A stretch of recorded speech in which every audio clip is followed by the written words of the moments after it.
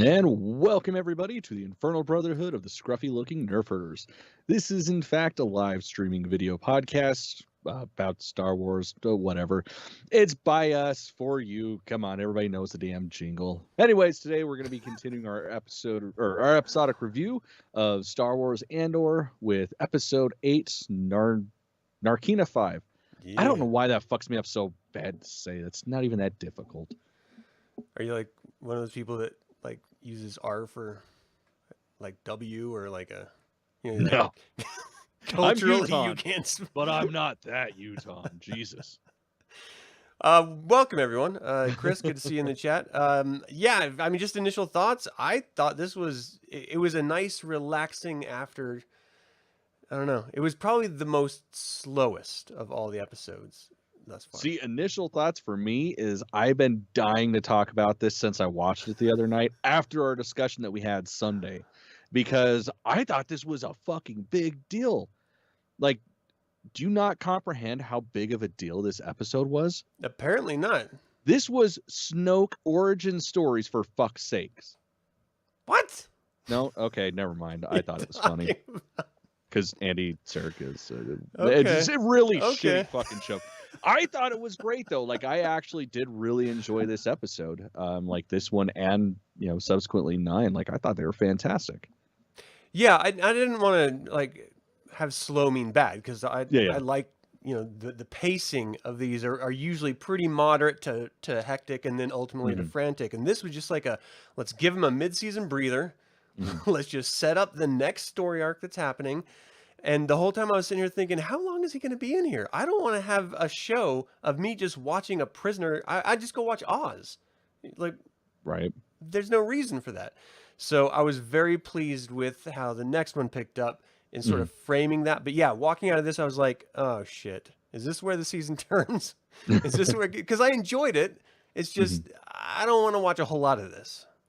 Yeah, no, that's fair. And I think that's sort of the idea, because it's so fucking monotonous what he's going to be going through, that it just, I don't know, they kind of almost want to put you in that mindset. Yeah. At least that's how I kind of felt about it. Yeah, and it really set up a couple different things. Like, I think primarily it set up, well, you saw Andor do a weapons trade, and then you saw him be a part of a team that sort of broke in and did a heist. Now we need to show you like the prison break Andor, like just to like round the circle of badassery. He's gonna meet Sean Connery in there, and together they're gonna tunnel out and swim. Yeah, I was just like, he has to break out, right? Like, the whole point of this. Yeah. I don't know. I guess this young Snoke is Andy Serkis is the new Connery, I suppose. Yeah. At least he's gonna have to fill in the role for this episode. Or when they actually do break out. Yeah, I liked this because it like sort of jumped back between like 3 different story beats, right? So we got the Cassian story beat, and then it immediately switched over to like the Mon and Colm like party / how do I launder this money, and the man, that shit was heavy. It was awesome. I love that was the like political the most stuff. Intense shit this entire episode. And as far as I'm concerned, the next episode as well. Yeah. Like, not the prison shit, not the people dying, and the Empire showing just how far they're going to pull their dick out and swing it around. Like, the tenseness is that fucking dinner party. Yeah. God, it's so like, I'm just waiting for somebody to snap and murder everybody. I love the conversation on whether or not Palpatine had exceeded, his mandate. Sort of masked between that decision of, well, doubling or completely retconning sentences is part of public safety, and we've been there. This is 9/11 all over again, which is the whole genesis of all the prequels. Anyway, I think like that was after. So yeah, that was after. It was George Bush's time that he was referencing. But anyway, massive, tragic, world-wide types of events and stuff. I mean, I don't know. I loved seeing that political side of it, and just how each individual senator doesn't know where the other senators are standing, Yeah. completely. They don't know what they can say or how far they can go with anything. Or they don't want to be too conservative about, backing the state. And then they don't want to be too liberal because they don't want to back the rebels. And so it's like this weird puppetry almost. It's crazy. Yeah, because I mean, it's not just your job that's on the line; it's your literal freedom, and you probably your families, like, and everybody you know. Like, it's a scary situation to be in. Yeah. Definitely. I just love that tenseness there. And then the other side of that whole conversation is like, why would you take that much money, 400,000 credits or whatever it was, knowing that the Empire has eyes on you the whole time? Like, that seems Right. like a ridiculous risk. Well, and I kind of understand because she was like slowly trying to funnel shit out so that it just didn't look like a big thing. And it was her homie that was letting her know, like, hey man, they're watching you a little bit harder than usual, and all those laws that just got enacted, yeah, you're kind of fucked. And then watching just the sheer well, was that this episode or the next episode? I watched them back. This one, they approached the idea of him finding a solution. Yeah. Okay. All right. And the next one was the solution he brought. Yeah. So, then we also was like switched forward and saw Marva get sick over on Ferrix, and then Bix and Luthen are trying to take care of her a little bit. And it seems like everyone's doing the whole, where is Cassian? Because of course the Empire with the ISB came down to Ferrix as well to search for Andor or ultimately hopefully get to him.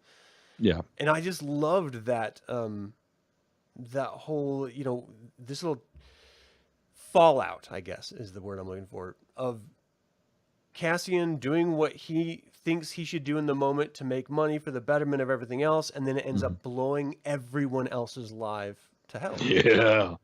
It's crazy. Yeah. It really fucked everybody. That's putting it lightly. So what about this Vel and Sintra thing? Because we know Vel doesn't stay here past this episode. She's just there. I really love the interplay between their relationship as far as their actual physical relationship goes, because Sintra is just straight up. Look, we always said it was the job first, us second. Yeah. And whatever's left over is ours. Yeah, just such a brutal way of framing it. Mm-hmm. And so I totally am on Team Vel for this. I'm going to get a t-shirt made. It's going to be a whole thing. You build relationships during wartime, and that's why you continue the war when in doubt of, continuing anything. It's for the other person. Like it's the relationship first, not I don't know. I thought it was different. It was weird.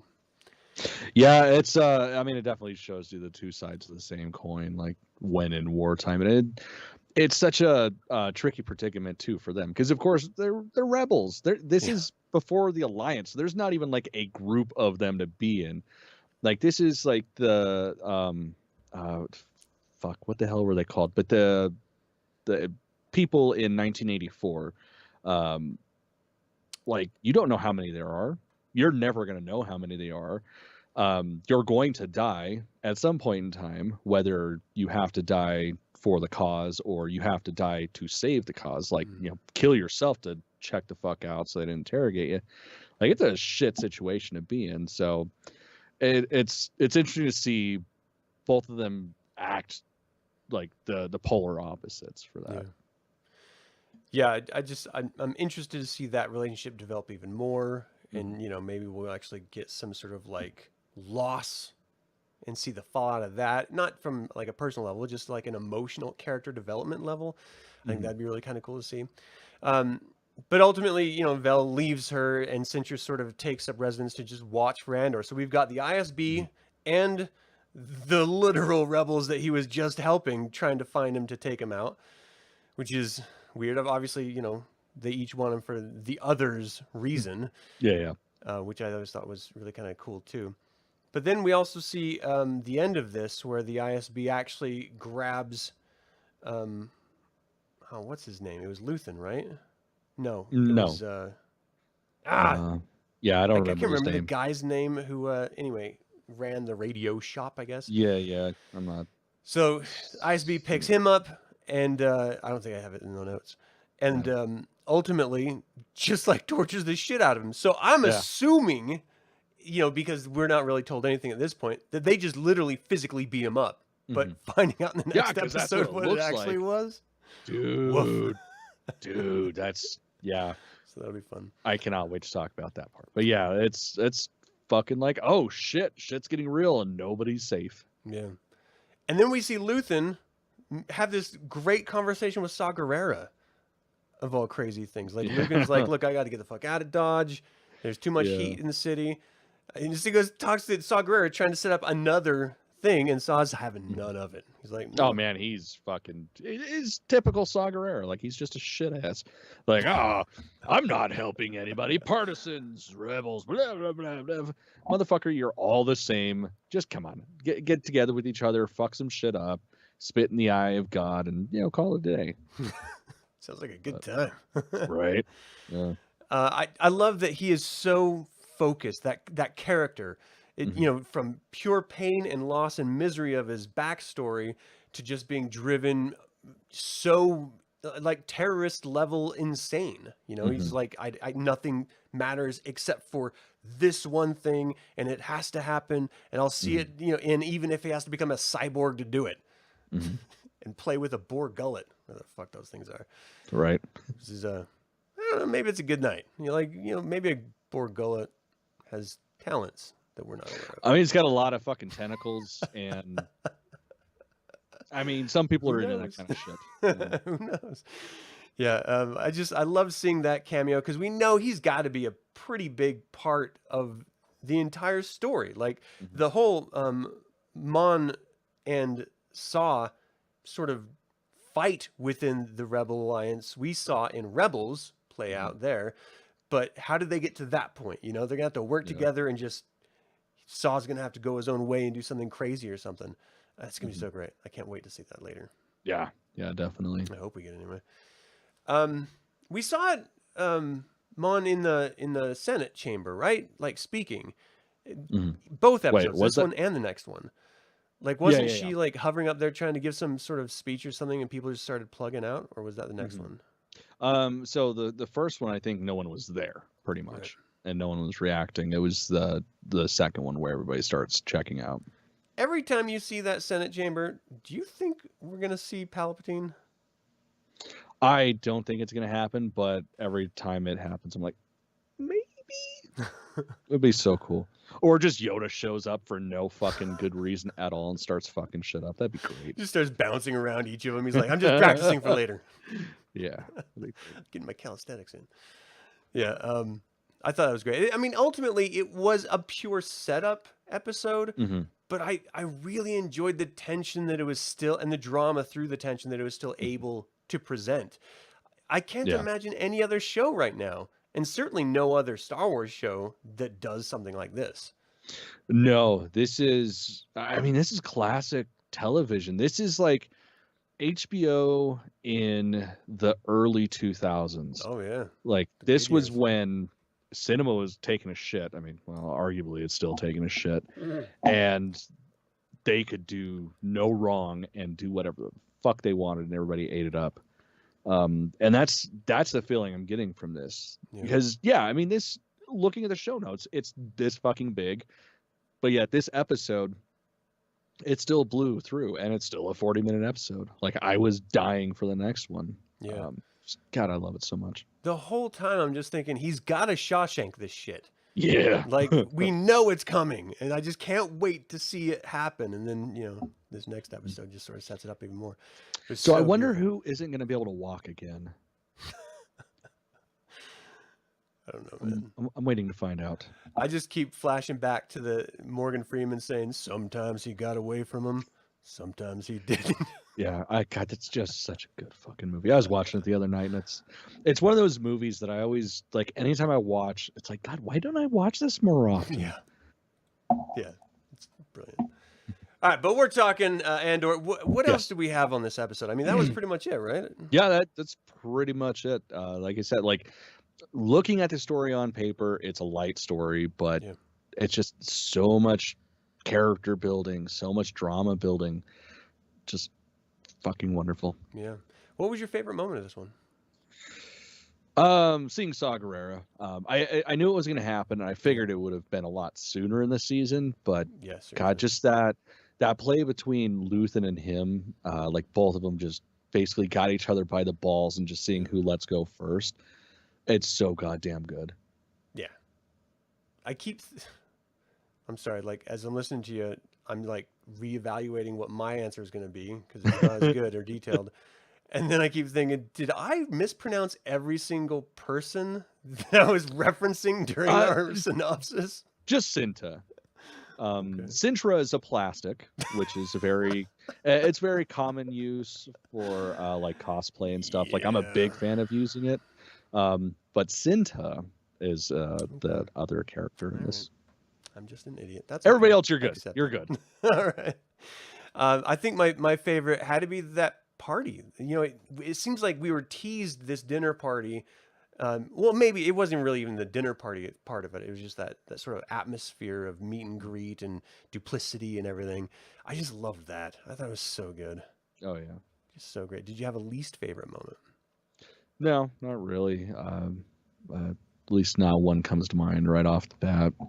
Yeah.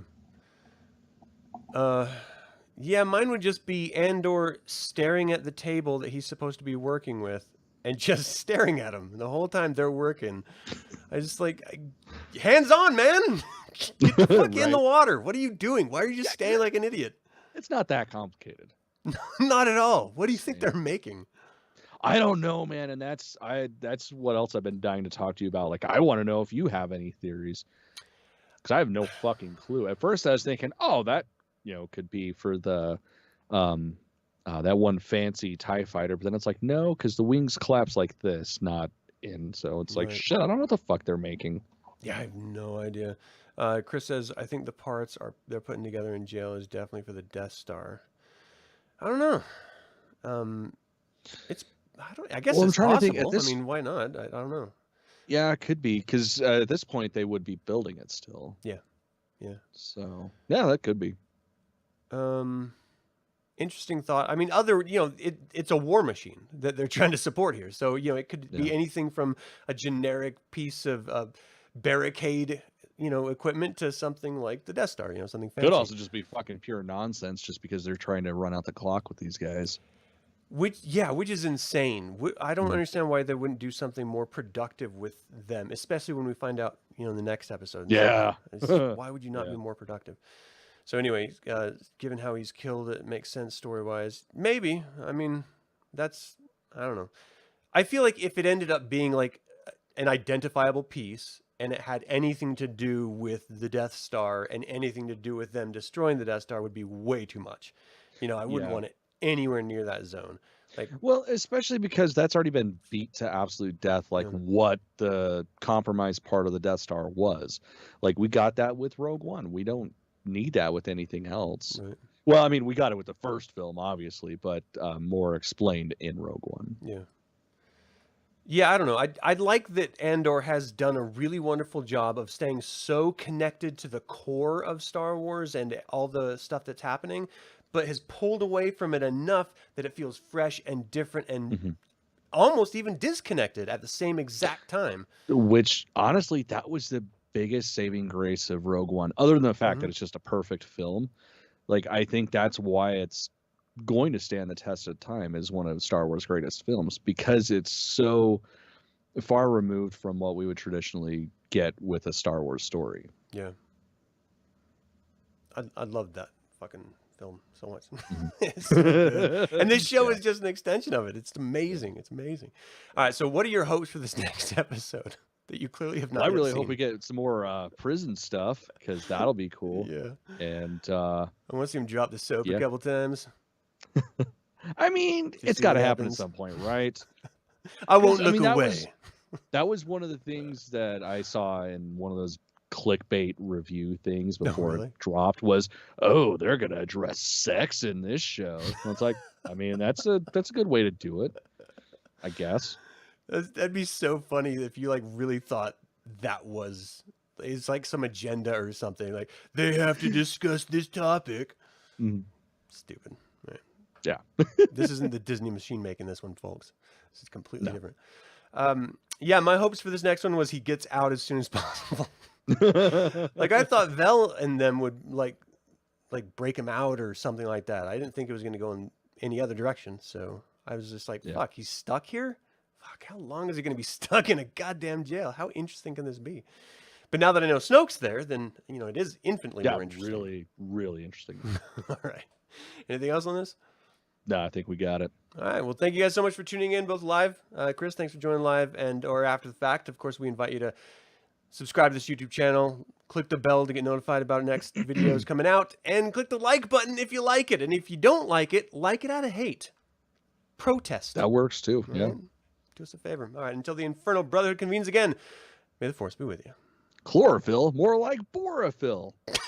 I don't know. I didn't write down the